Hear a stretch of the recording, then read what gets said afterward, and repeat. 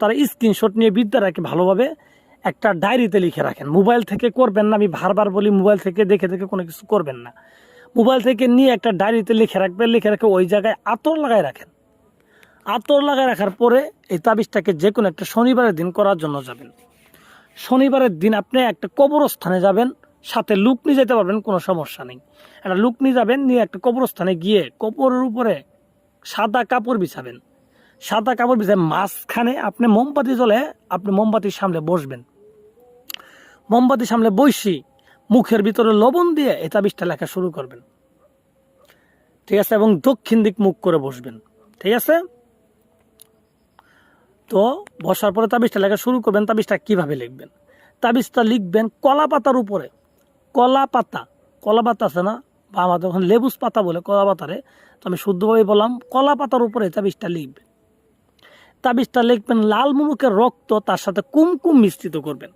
আর যদি পারেন আপনার নিজের হাতের একটু রক্ত দিবেন, ঠিক আছে?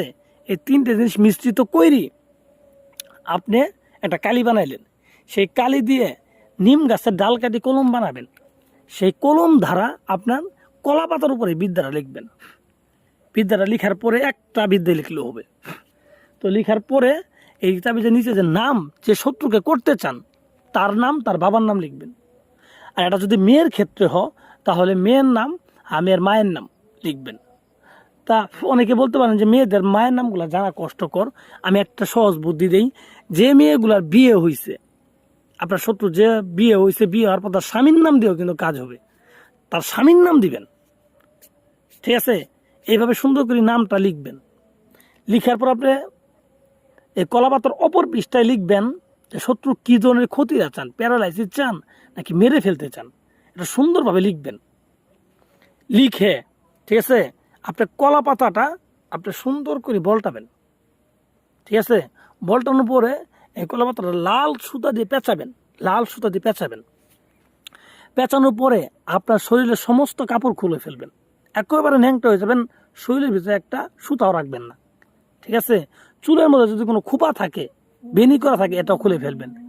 খুলে আপনি যে কোনো একটা কবরে যে মাথা আছে, যেখানে মাথাটা রাখে কবরের মাথার সাইডে, এই সাইডে একটু গর্ত করে খালি তাবিজটা ফেলাই দিয়ে আপনি বাড়িতে চলে আসবেন।